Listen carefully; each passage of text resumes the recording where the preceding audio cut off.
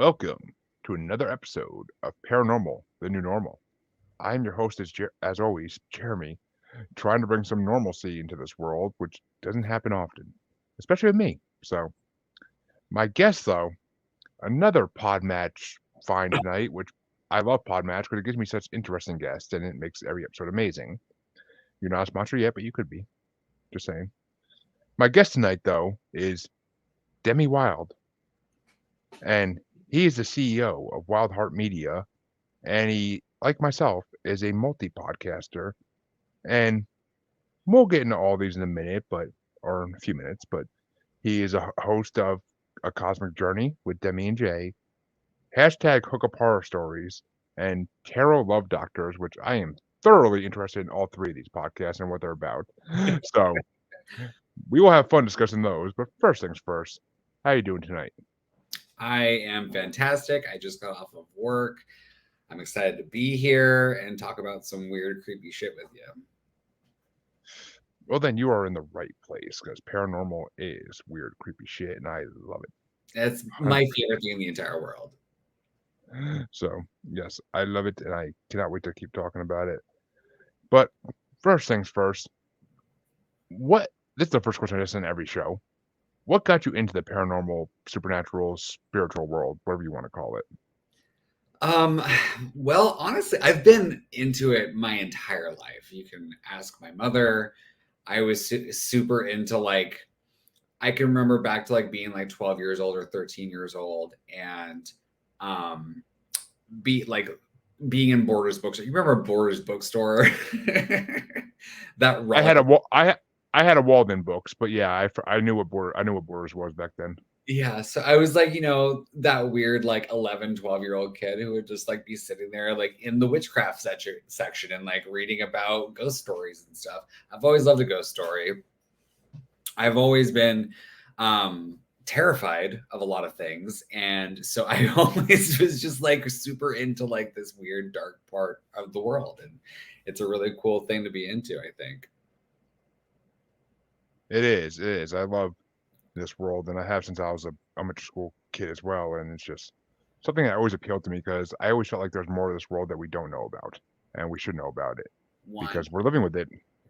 100%. Yes, 100,000%.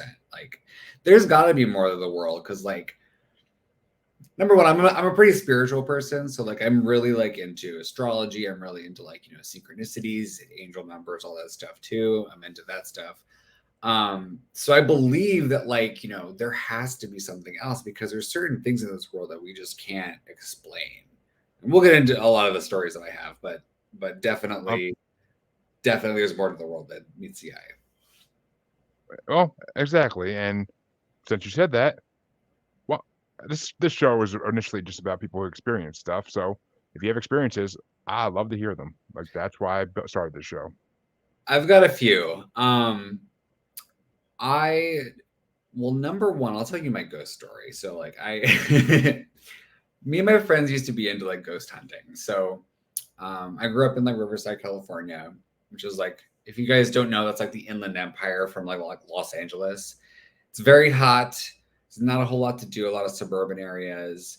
But a lot of really interesting, creepy areas too, to go and hang out and find. One of my favorite, we used to just get high in cemeteries when we were in high school.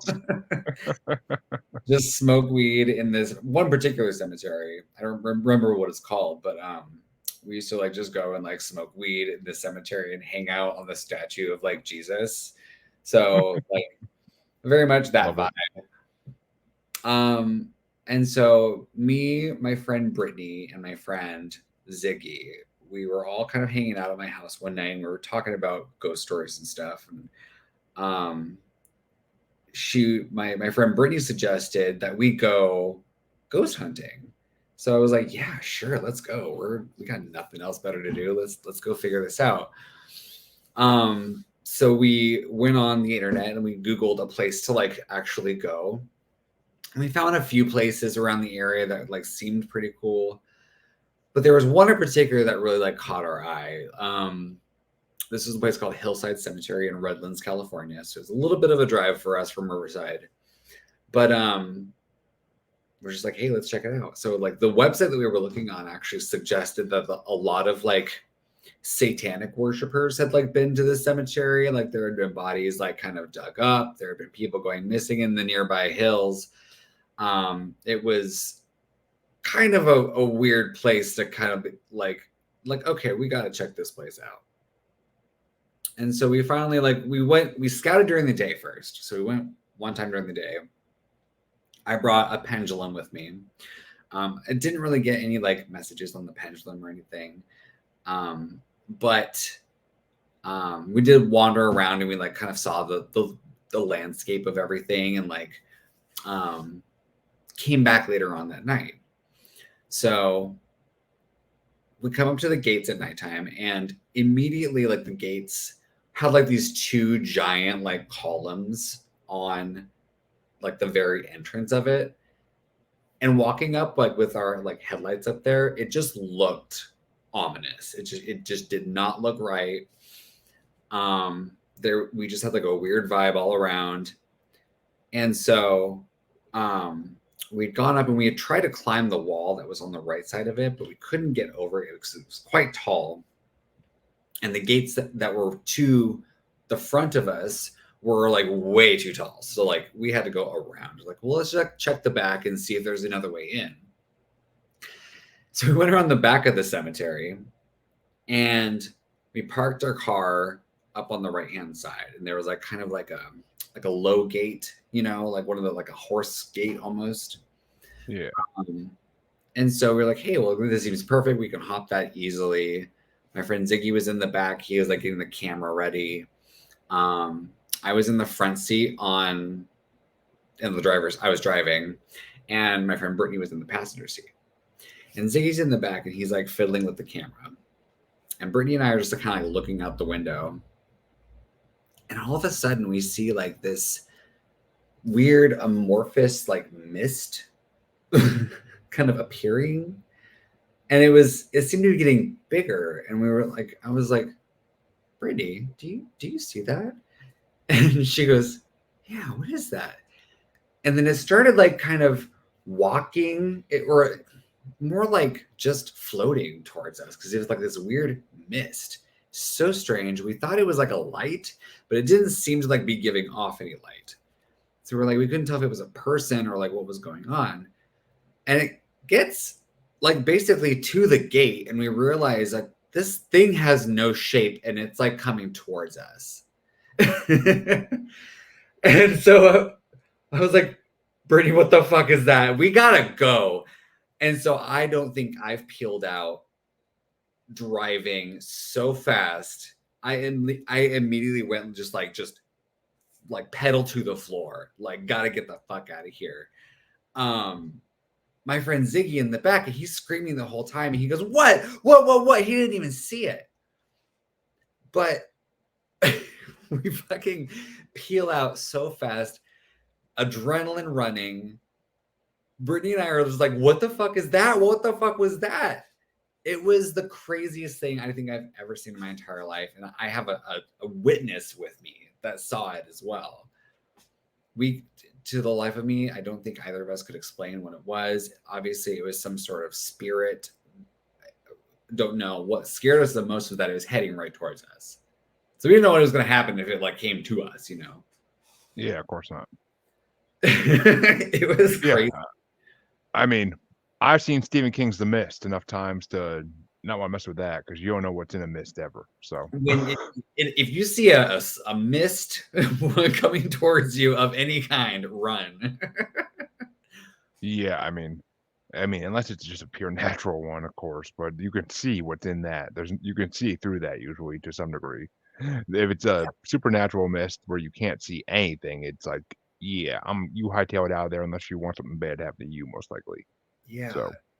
And I think the strangest thing about it was the like legends that we were like hearing beforehand, you know, like people's accounts of like, you know, satanic worshipers in this cemetery. And I will say the cemetery is quite large and very strange looking. Like it's very old.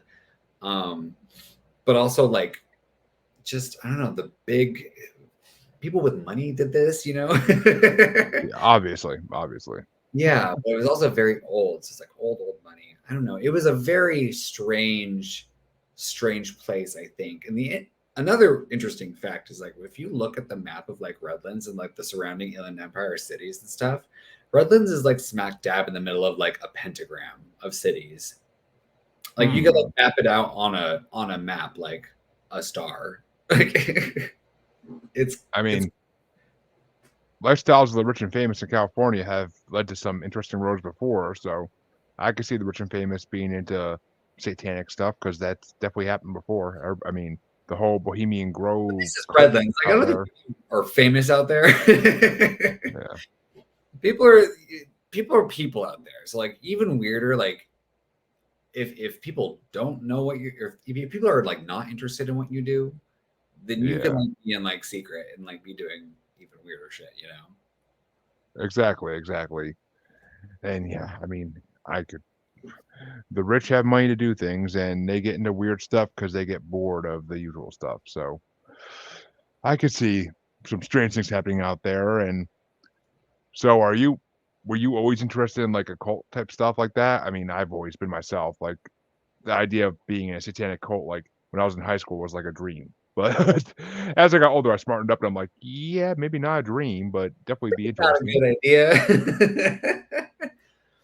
I mean, there is But something like very alluring about having all your needs met, you know? God, Like yes. I think that's why people are so interested in like socialism these days. Like, you know, obviously there's things that aren't being addressed, and you know, it's romantic to think that this community can take care of you in such a way. But that being said, um, also realizing that that cult like mentality is so toxic. Like things can go wrong very quickly. Yeah, it can. And I mean, we've all seen too many movies to believe that everything has to do with the occult. This is not, you don't get what you want without paying the price. That's just the way it goes. One of my And you, favorite podcasts actually is Sounds Like a Cult. I listen to it all the time. They just did an episode on the cult of RuPaul's Drag Race, which is a very interesting episode. But yeah, it's all about cults. It's all about like, what's that one? I've seen the Nexium documentary on HBO, but there's that one in like the 90s with all, like the suicide, like all the suicides. Not to laugh at suicides, but I find how people can come to these realizations and think that okay, yeah, the whole process is very interesting. yeah, it is. I mean, it's got the occult has an interesting history in the world. I mean, going back to ancient Greeks, ancient Romans, like there were cults back then like crazy, and they all did different stuff to appease different gods and whatnot. It was all Yeah, very shadowy, and there were shadow organizations back then as well as there is today, supposedly, which I do believe there are. But so 100%, it just world is a weird, creepy place, and there are things out there that the norms will never understand, and we don't look into it too deep because we don't want to pay the price for it. So, I mean, we all heard the story of famous rock legends and whatnot who try to sell their soul in order to get fame, and how badly they all ended up having it. So, yeah. 100%. So, any other experiences you've had? Um, yeah. Before I get into that stuff, I wanted to just like mention or like circle back. So like I think by extent to answer your first question, I think was what got you into like paranormal stuff.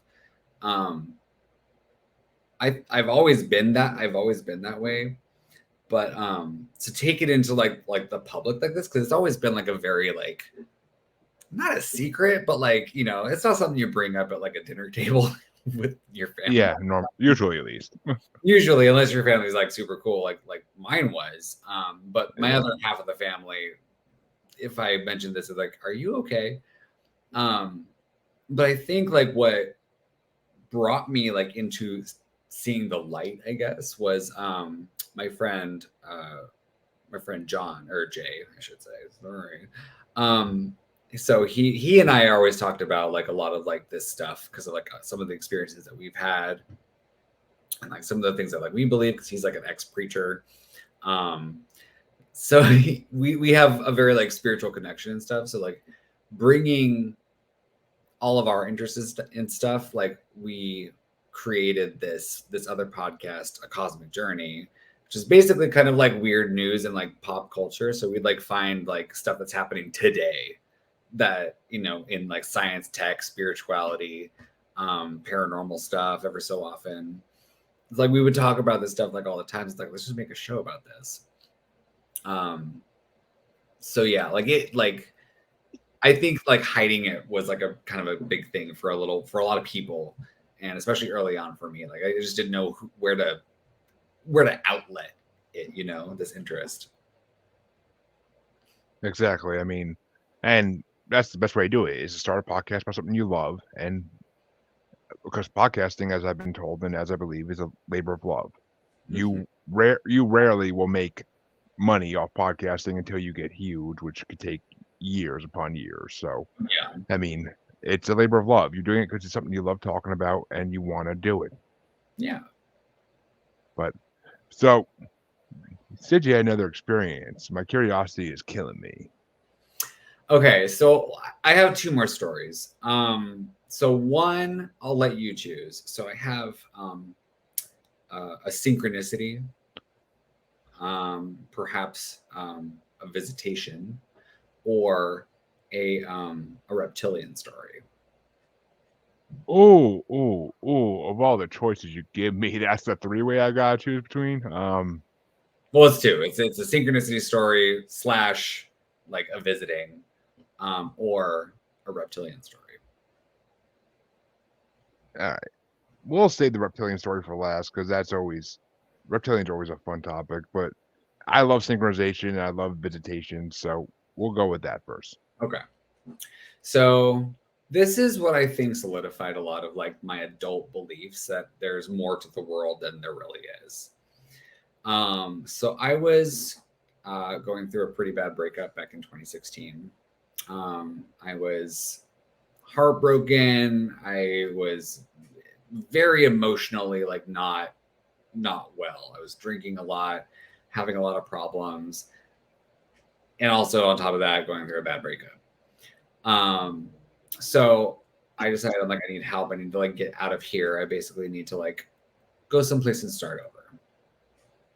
And so I had basically packed up all my things, and I had bought a plane ticket even to go to Sacramento, where I was going to live for the next like couple years.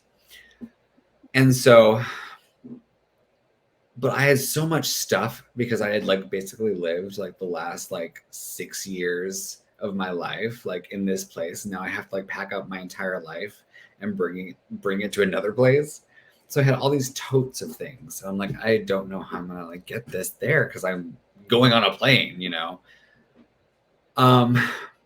So I had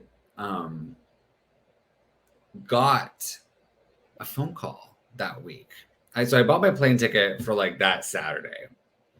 I got a phone call from a friend of mine that I hadn't even spoken to or heard from in like years. And he asked me like how am I doing and everything. I'm like, oh, you know, not great. I'm like leaving.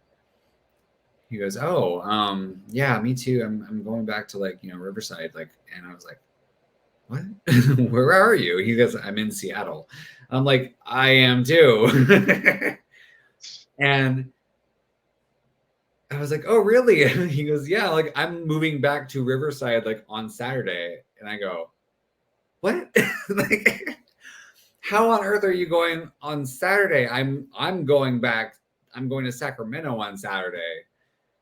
And, you know, come to find out, he, so whatever happened, like, you know, we had both like synced up into going into the same direction. My grandmother was actually passing away at the time. So I asked him, I was like, well, how are you getting there? I'm like, I bought a plane ticket. He goes, well, I already rented a U-Haul. And I was like, what the fuck? How did this happen? You know? So the way it worked out was I would drive and drop my stuff off at my new place in Sacramento and then continue down to Riverside to go visit my grandmother who was passing away. And then just come back up later. So I was in such a need or a state that I literally needed help. And somehow the exact thing that I needed just manifested. Life works that way sometimes. Not only that, but by the time I had gotten back to Sacramento, I'd been there for maybe a week or so. My grandma had actually passed away by this point. And I got a phone call from my mom. It said, grandma's gone. I was like, okay. We knew this was coming. She had cancer. It wasn't out of left field. But I was like, okay, great. I'm in Sacramento. It's, everything's cool. Went to bed that night. Had probably the most vivid dream I've ever had. And I've had vivid dreams before. And I do have vivid dreams. But this was something very strange. It was almost cartoony, but it felt real. And I was all of a sudden in my grandmother's kind of old folks park. Yeah. And I was walking with her. And I was like, Grandma. I was also very aware of what was happening in this dream, which was a very weird thing. It was almost like a lucid dream. I was very kind of I am in control here. Which I don't have lucid dreams very often. I don't think I've ever actually had a lucid dream. I think I've maybe had one in my entire life. But this in particular, I don't consider a lucid dream because this didn't feel like a dream. It was my grandma had come back that night to say goodbye one final time to me.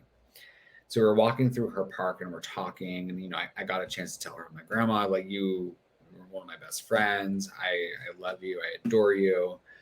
And then she said, okay, we had gotten to the end of this path, and she goes, okay, well, I gotta go now. And it was just a giant bright light in front of me.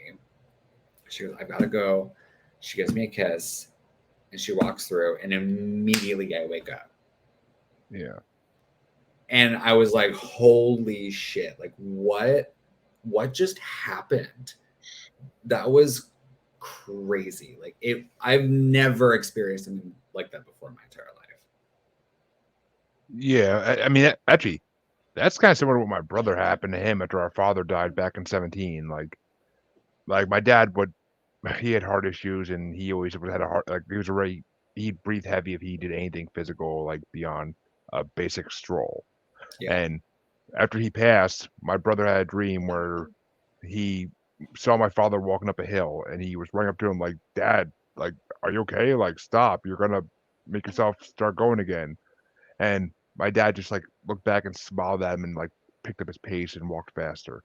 And my brother believed it was basically his way of saying everything's good now. I'm in a happy place. Everything's good. I have no issues anymore. I could walk as much as I want. I could run, and I'm not gonna have any issues. So, I mean, these dreams definitely happen. I am not one to dream basically ever. If I do, I don't remember it.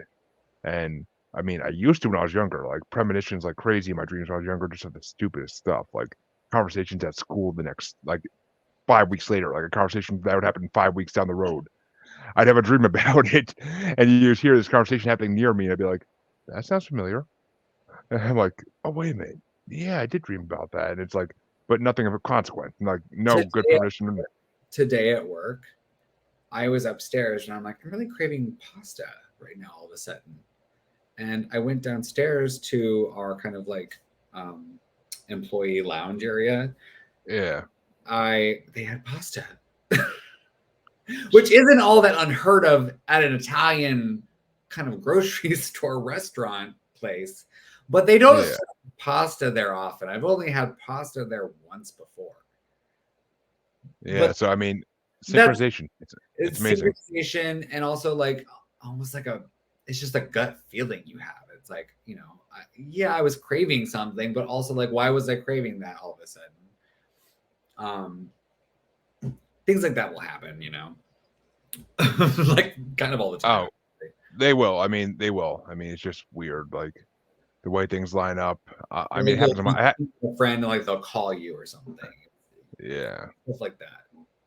I mean, it happens to my music podcast all the time. Like me and my co-host will hear, like, we'll be like talking about the guest album, and we'll both like want to say the same thing at the exact same time. It's like, how did that happen? Like, how we both think of that? Like, it'll be like the most obscure thing about the album that we thought of, like the most obscure joke or burn of it. Like, it's weird. Synchronization's I've said before in the show, synchronization's a very, very real thing, and it's just so weird. Like, Here's a weird thing. So like sometimes it's like, yeah, like it's like that one thing that just kind of like, oh, weird. Okay, I was just thinking about that.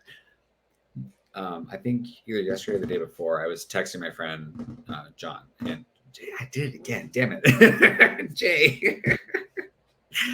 It's okay. The podcast is on hiatus, so I don't think he'll be mad. He doesn't like to go by John. well, there's a lot of Johns in the world, so you Yeah, can talk about exactly. anybody. So I was texting with him, and I texted him like a joke,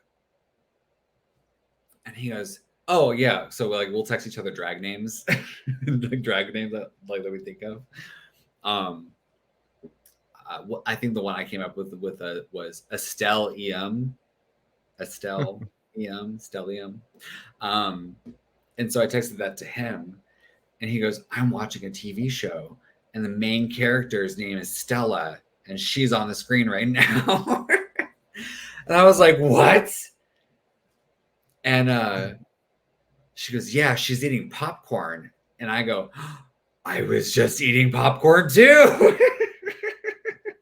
It was like a synchronicity that linked up with another synchronicity. Basically, I mean, it's just, I mean, double whammy, yeah. I mean, it's a dual synchronicity right there, and I mean, all synchronicities do is make me believe more and more, even though I don't want to believe it, that we are living in some kind of matrix. Like that's all it makes me think of. Yeah. And I don't want. Plugged into I don't like want to. a pod somewhere, and like we're immersed in goo. I mean, I saw this meme the other day that had it was, I think my friend said it was from RoboCop, but I've never seen RoboCop.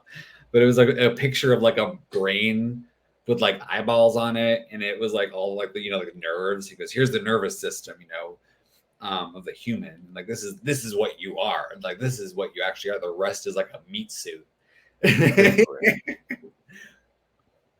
100%. So, yeah, I mean, I don't want to believe the Matrix theory is real for this world, but there's evidence of it so much that's just like, there's so many glitches in the Matrix. Yeah, fully. So, but speaking of glitches in the Matrix, let's talk about the biggest glitch in the Matrix that people talked about for the last 150 years. Yeah. Reptilians. Okay. I'm afraid of snakes. I do not like snakes. I'm scared of snakes. Same. Terrified. My stepdad had one at one point, and he kept that stupid motherfucker on the floor in a tank. And it fucking escaped one day. So I've always been afraid of snakes, but especially after that. All this to say, I maybe have thought of where I've gotten this fear from. I was at my grandparents' house. I was very, very young. I don't think I have like a full memory. I don't think I was like maybe 3 or something. I don't have a full memory, but this is like the kind of like one of the first memories I have. My grandparents at their house, they had kind of like this almost like a that you see in like a pool outhouse, like the glass. It's kind of like all like in like little miniature glasses. Yes. Like you can't really see through it, but it's kind of just adds a different dimension, you know. that glass was in between my bedroom and the living room. And so I can see everything in the living room going on. I can see if the TV was on, but I couldn't like see, from far away. Yeah. So my bed was right underneath that thing. And I'm in bed, I'm like asleep, and I'm laying down, and I see kind of like movement from behind that glass. Yes. And I was like, okay, like maybe it's. I remember thinking like, it's probably grandma, it's probably grandpa going to bed. But I realized that their TV was off, meaning they were probably already in bed. Yeah. And I was like, okay, well that's strange. And then I see it again. I see it move again. And like it kind of like went like down. I was like, what was that? So I get up from bed, and my grandparents' house was a very scary place. It was huge, first of all. Yeah. And second of all, I had like the floors creaked. They had a giant grandfather clock that was just creepy in the entryway. And they had floor length mirrors in the dining room. If you're walking from the entryway, from the kids' bedroom to the entryway to the dining room to the living room. It's like this circle thing. And so I walk out of my room, and I look down the hall, and I go down towards the entryway, and I look down there. I see in the mirror another movement. I was like, the hell? I get up and I, walk out of the entryway down into the dining room, and I look to the left in the living room. There was a giant, like, brown tail that had like scales on it. Ooh. And it wasn't like a snake. Like it was too fat to be a snake. It was like the size of like my foot. Yeah. And I was like, what the fuck was that? And I just run back into bed, slam the door, put the covers over my head, and don't leave. This image had always been, I'd always like forgotten about it. I'd always like, it was probably a dream or whatever. You were very young. But it's always just been in like the back of my mind. Like I don't know what it was. It wasn't human. It was, and then it was at my grandparents' house. Like my grandparents can't, like, do they know what's going on in their house? I have no idea what it was. It very well could have been a dream, but it's like been one of my like core memories, like my entire life. And I have no idea. And like, how old were you when this happened? Just out of curiosity. I must have been like 3 or 4. Yeah, I mean, I'm not going to say you didn't see what you saw, because California has always been a hotspot for reptilian sightings. So, Yeah. And I mean, what was it doing in my grandparents' house? Like, that's what was weird. And like to see what I saw, it was like, I always just try to like push it away. Like I have no idea what that is. Like you can't explain it.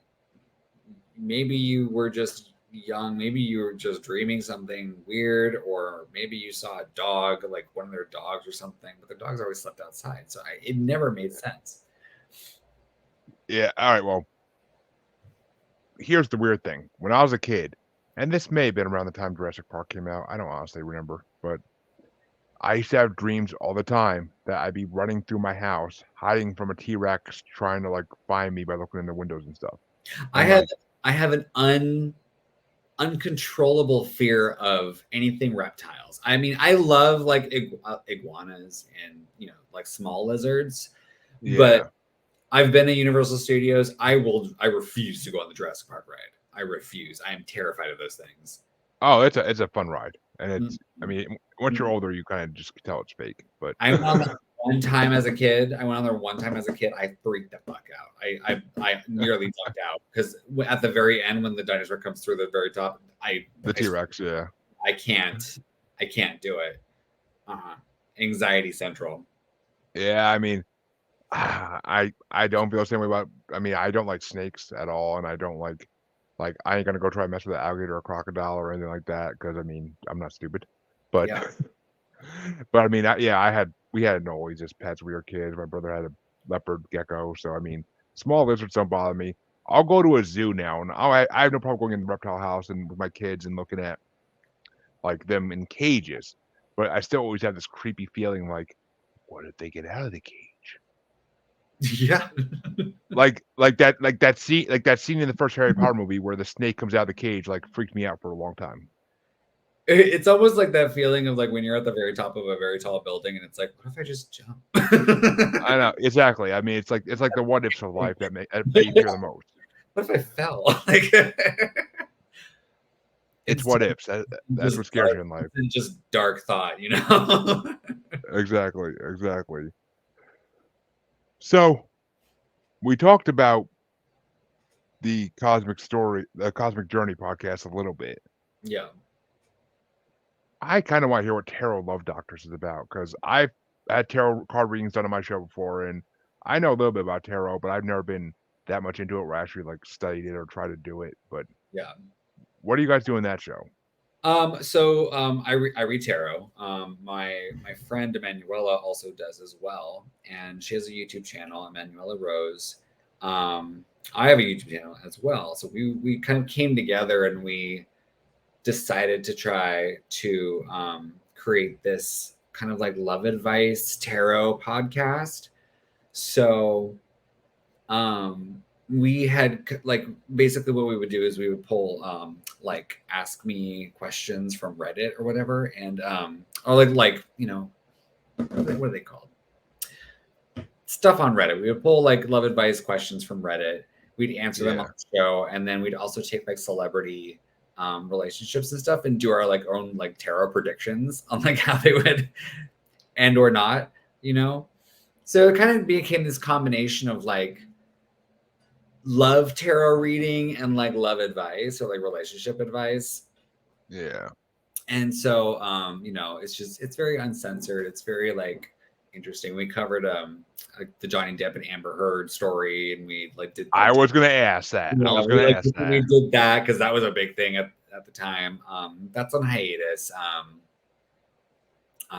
She's having a lovely time in Greece right now, and I'm just focusing on Hookup horror stories. So that's pretty much where that's at. There are a few episodes you can stream. I think there's like 75 episodes of A Cosmic Journey though, so like there's plenty to like, you know, go back and like listen to on that one. I think we have a bunch of stuff on Tarot Love Doctors on YouTube as well. So you can find clips, you can find like the full episodes and everything too. Yeah, I mean, it was a lot of both shows are a lot of fun. It's very fun, colorful, and informing. Sounds like it, and it sounds interesting. I may have to check some of those out on YouTube, definitely. Yeah. And I saved the one I wanted to hear about the best for last because I love a podcast called Let's Not Meet. Let's Not Meet. What is that? It's called Let's Not Meet. It's done by Andrew something. He does a show called Let's Not Meet, and he does a show called Odd Trails. Odd Trails is like the paranormal version of his show, and he does a show called Let's Not Meet, and it's all Let's Not Meet is real life horror stories. Oh, okay. Like, so I have a feeling that Hookup horror stories is kind of the same thing, but I want to hear like what your perspective on what your show is before I judge it. Okay. Well, I'll go back to the very beginning because it's the show itself has been a labor of love for a long time, and it's kind of gone through a couple of different evolutions. So originally I had a co-host for it, and she was a virgin, and I've just been a slut my entire life. So And I think I just scared her a whole lot. But we did like one episode together, and you know that was a lot of fun. But I shelved it for a while after that, and so I was like, cool, like whatever. And I decided to bring it back down, like maybe a year later, during the pandemic, and I kind of started, if you think about like old timey radio shows, you know, they would Yeah. do silent stories basically. So it's basically that, but mixed in with like sound effects. So it's like animated, like the whole thing. Um, a lot of editing, a lot of for a 10-minute episode, it was probably like a good 8 hours of editing. Um, Jesus. so I don't have those files, unfortunately. I wish I had kept them. I basically just scrapped the whole idea anyways, and just said, you know what? Nope, can't do this. Again, I found myself with a little too much time, and decided, you know what? This is my thing. So I'm gonna like write a blog, basically. So I'm gonna write a blog about my stories, about all my horrible hookup stories, sex and dating. So just ridiculous stuff that's happened to me. Like the one time I had uh, did mushrooms, and I decided to found myself with a dildo in my shower. I'm sorry if this is a little too graphic for some people, but I'm All gay. good. But I decided to masturbate in my bathroom, and some my drain clogged, and I didn't realize it, and a whole lot of just poo water had like kind of started to form at my feet while I'm on mushrooms, and I'm like laughing hysterically at like what's happening to me. So I've told that story. The time I like accidentally slept with my ex's uncle, um, losing my virginity, all this stuff, like this ridiculous stuff that's happened to me. And I decided to just turn it into a podcast, interview other people about their hookup horror stories. So it's gone through a lot, like it's gone through a few evolutions. But yeah, I'm currently recording season 2. I have a couple of interviews already done. I gotta edit them, and I'm not sure about when they're gonna be released just yet, but pretty soon. Yeah, basically just talk about everything that happens, and you know, sex and spilling the tea on sex and dating. So I'm not the only one that has these stories. Other people have stories. I do Oh, episodes every so often. Like I just recently you're had. you're not the only one, trust me. Yeah, yeah, I could give a bunch, so yeah, yeah, 100%. yeah. I would come on. Let's talk about it.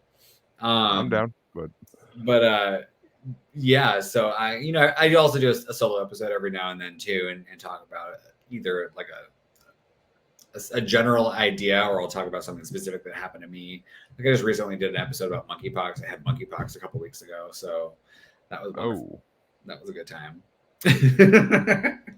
yeah, wow. I mean, I So can imagine, but yeah, but it's a fun show. It's like, it's informative. It has some like kind of like, I also want to talk about like serious stuff every once in a while. I interview sex workers, talk about like, sex as an actual like topic, I don't know. You know what I mean? You know what I mean? I get what you mean, and if you're ever interested, I actually know 2 or 3 unfiltered stars who probably wouldn't mind making a guest appearance. Absolutely. Send them my way. But I mean, yeah, they're interesting, and I've done multiple podcasts with 2 of them, and the third one's coming on my other show next month, and they're fun people to be around. So I Yeah, definitely, yeah, absolutely. I need I mean, more hetero people on the show. I have a lot of women and I have a lot of gay guys, but I need some like hetero dudes. My friend Andrew came on, and he was really good. He told a story about his he was like hooking up with this girl that he like really really liked at a New Year's party, and his the girl's cousin like walked in on them like. Yeah, I mean that's not as bad as it could be.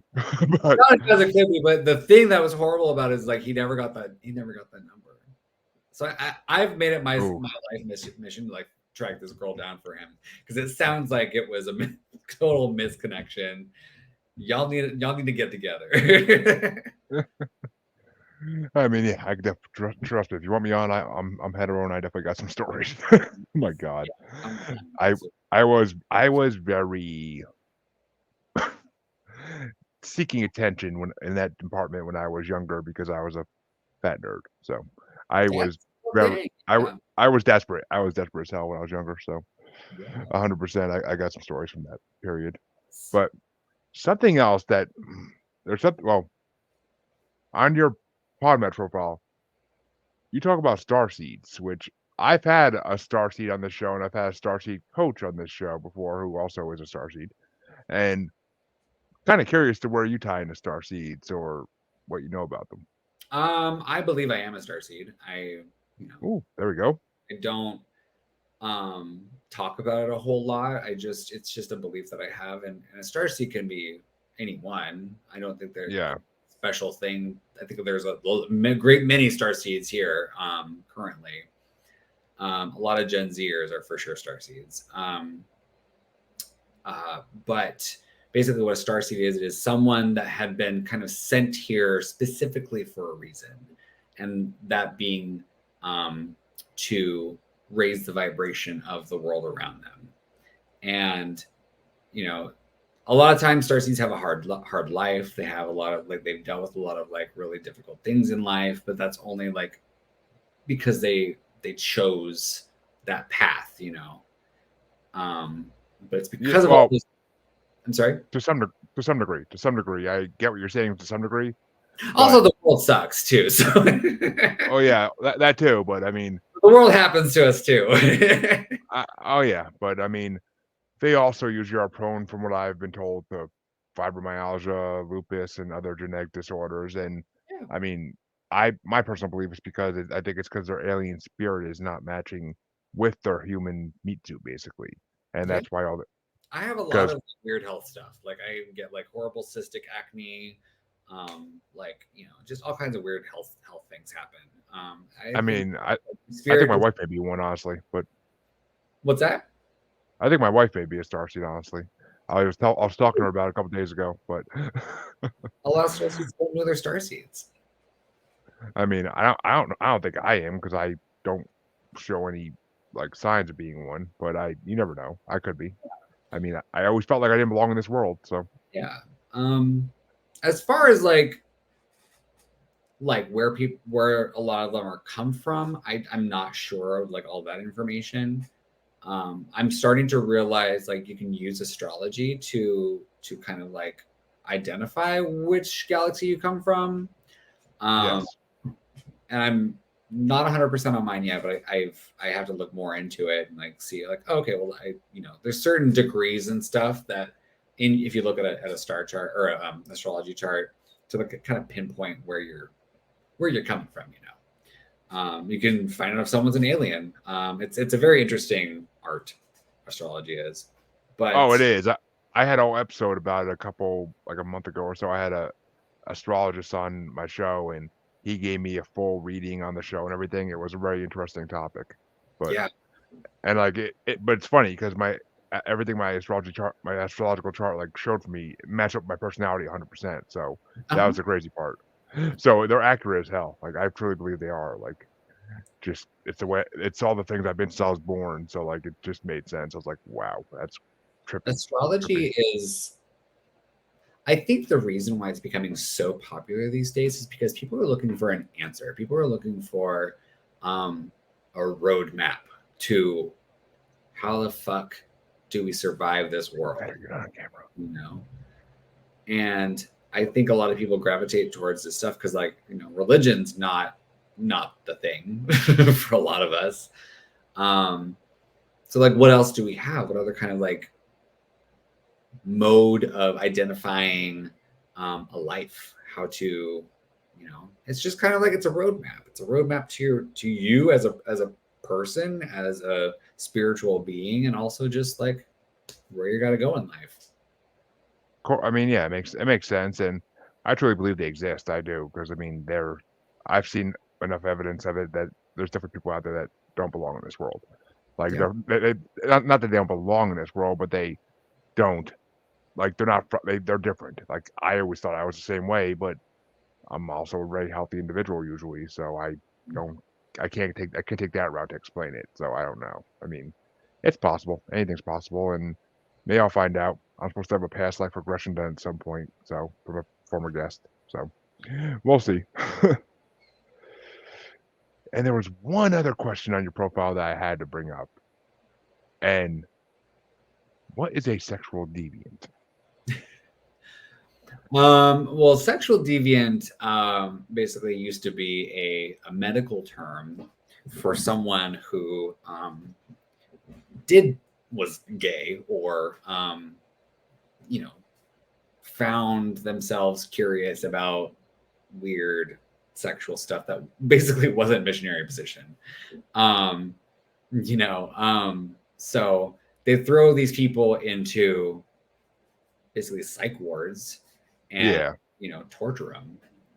So a sexual deviant originally was that. I reclaim it because I believe that words have power. And these days, there's very few people are not into something that's not, a normal, quote unquote, normal type of sexuality. There's pansexual, bisexual, people who just have a kink or a fetish. So there's all these people originally would have basically been in psych wards, practically everybody in the world at one point in time. So Yeah. The world's not as vanilla as it used to be. That's the way I like to put it. So my new definition of a sexual deviant is someone who is interested, engages in, or is curious about some kind of sexuality that isn't heteronormative. Think about this too. That includes heterosexuals because it a foot fetish for Exactly. exactly. Something. I mean, Like BDSM. There are so many straight people into the BDSM area. It's ridiculous. And BDSM is probably, if you want to know about sex, if you want to learn about sex, those are the people you got to ask because they know. They are so next level with their sexuality. It's beautiful. They're all about consent. They're all about communication. They're all about, it's just so next level. It's so next level. I agree. I mean, I can't say I exactly fall in that field myself because I don't see how pain could be pleasure. But that's sex ed taught by dominatrixes, Yeah, I mean, I've role played it, but I never would actually. I ain't showing up in full leather in anybody's basement anytime soon. So, and that's the thing. You don't have to. Anybody can be a sexual deviant. Anyone can just have fun sexually. Oh, and I agree with that 100%. I am a deviant, and I'll gladly accept that role. But I have since I was a goddamn preteen. So yeah. But you have a child, Oh God, yeah, I know. But can I ask you how? I mean, this might be a little strange question coming from me who we've just met, but how do you plan on asking or teaching your kids about sex? Because that conversation doesn't go easily with anybody really. But do you have a plan for that? Yeah, I mean, well, my parents kind of sucked at it. Yeah. My dad basically said "Oh, you probably learned more from the internet than I know already, so I'm not worried about you." And that's it was true. It was sadly true, but I mean, still, I mean, I honestly don't know how the we're other side of that coin. The other side of that coin is yes, we can learn about all this stuff from the internet, sure, but we can also learn a lot of bullshit from the internet too. Think about people who only watch porn and think that that's how you have sex. It's no, it's not. that's performing. That's acting. It is, and I mean, I've had it's funny. I used to have counselors tell me that in school when I was younger, like that I had a I had a porn obsession. But I'm like, no, I just get bored and it's I interesting. just like porn. Yeah, nothing wrong with that. I can like whatever art I want to like. But Yeah. exactly. But I Doesn't mean, it's interfere just. with my life. I like porn. But I mean, as far as the kids go, I don't. I mean, they're 5 and 8, so like we're still a little ways away from worrying about that.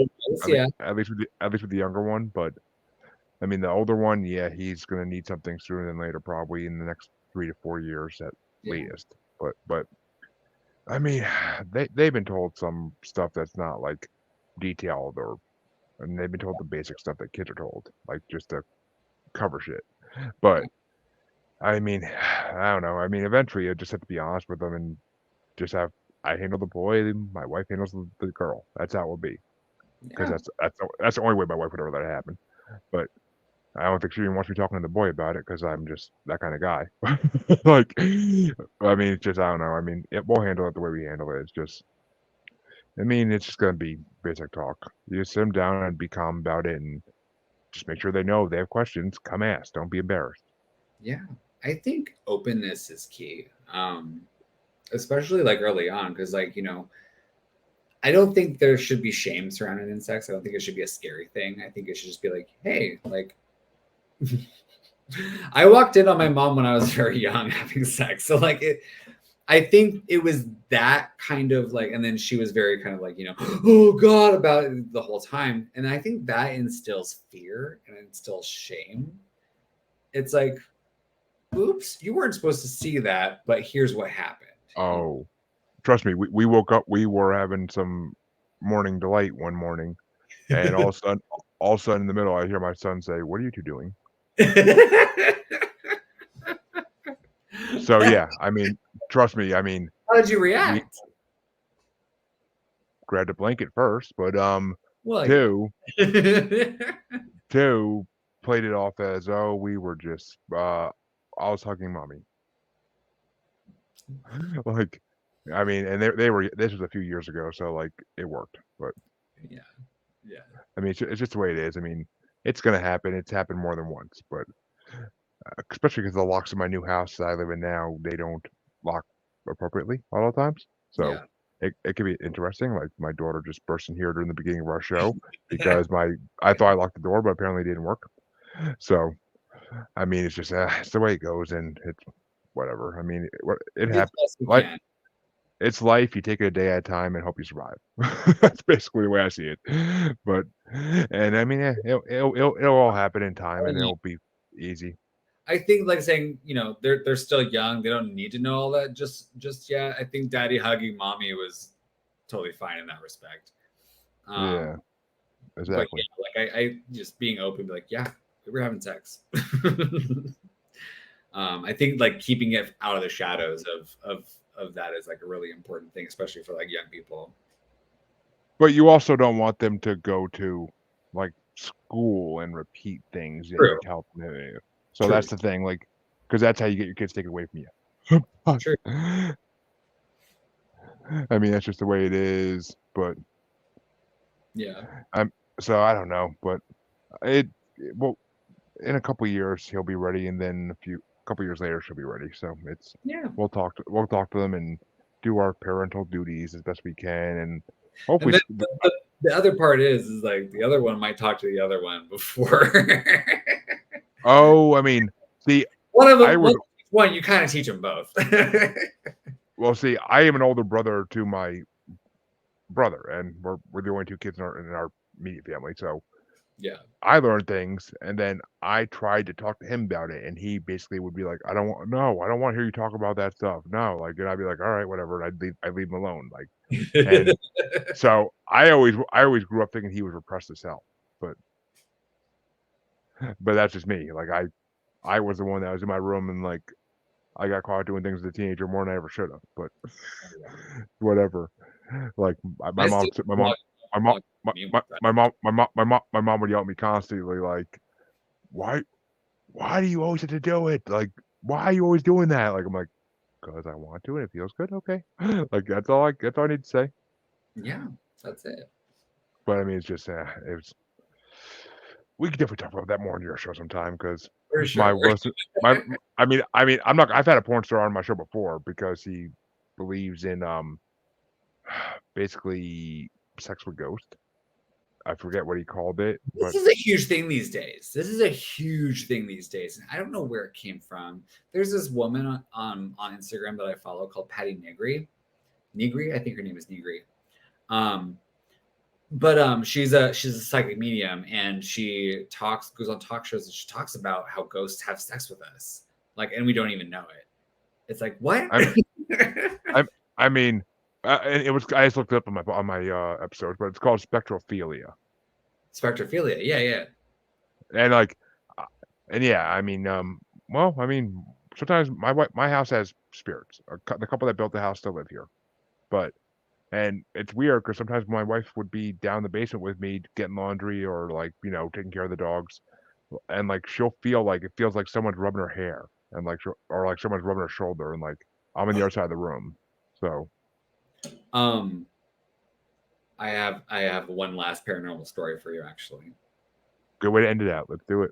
They ended out, yeah, I know. I could talk about all the other stuff all day long, but I have one Same. last story for you. So I totally forgot about this. I don't know why I haven't told the story yet. Um, when I was like maybe like 13 or 14, like I felt a presence in my parents' place, and I called him Fred. I always felt him just like in the room whenever he was there. Sometimes he would appear as a shadow, sometimes he wouldn't.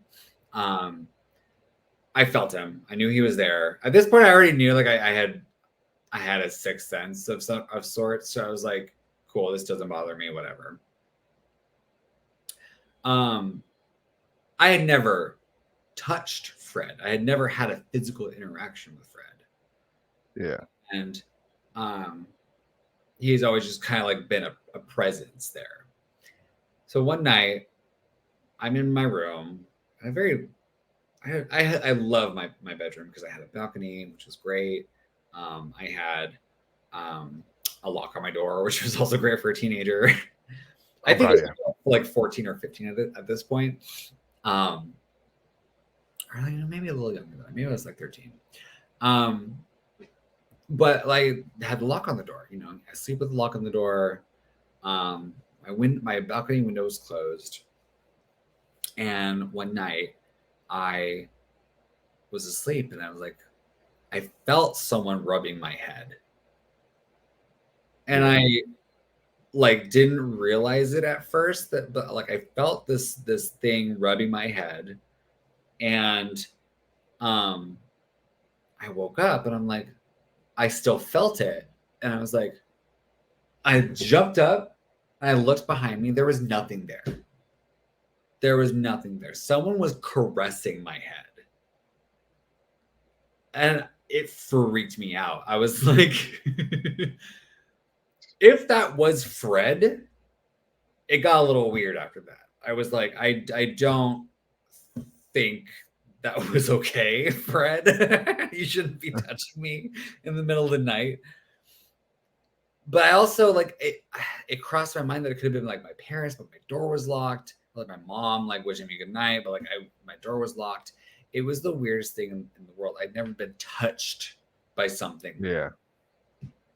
It was so fucking weird.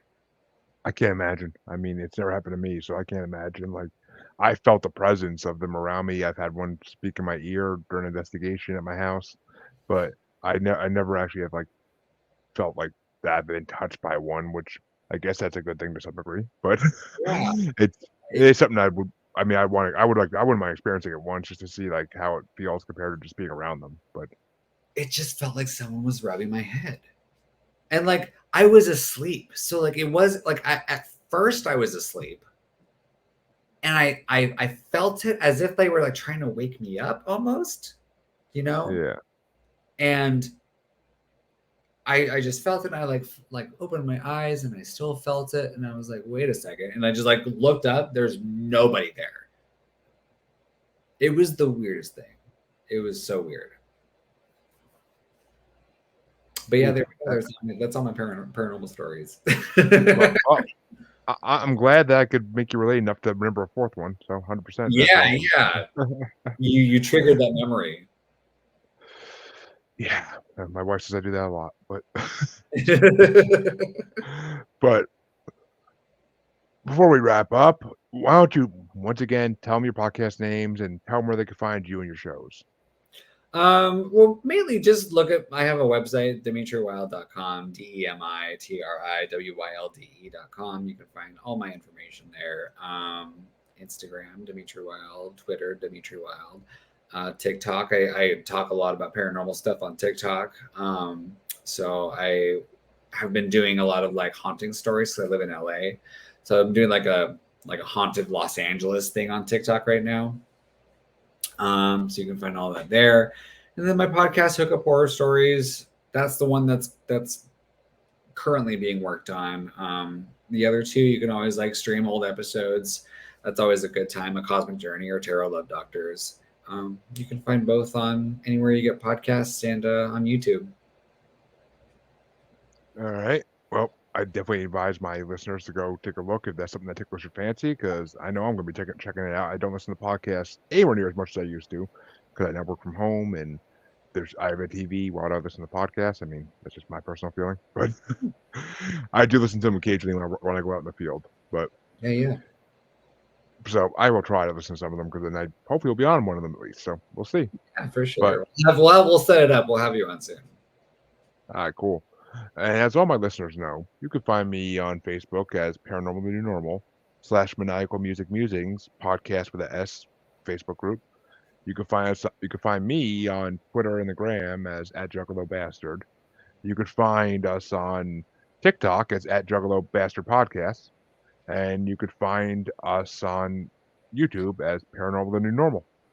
All the videos, all my interview videos are on YouTube already, so they get uploaded the day the episode releases. So you ain't getting it early. I had to laugh when you followed me on Instagram as Juggalo Bastard. I said, what? That comes from a podcast I was originally on called Bracket Bastards. That was my initial tag in that group, and that's where it came from when I first signed up for Twitter and Instagram, because I hate social media and I mainly use the other one besides Facebook for podcasting stuff. Yeah. So I mean, so that's just what I came up with, and I haven't thought of something clever to change it to, but now it's becoming like a brand, so I'm sticking with it. But keep it. It's fine. I'm 100% fine with it. I love everybody knowing I'm a juggalo. I'm down for that. Yeah. So, and I am a bastard at times, so I'm good for that. But once again, I will thank Demi for coming on, because it's been an amazing show. I can't wait for this to release, and we will definitely be talking again at some point. I'm sure either on his show or my show again. I'm sure we'll be talking again. So Yeah. thank you for coming on, and I will catch my listeners next time in about half a week. Yeah. Thank you. For having me. Bye.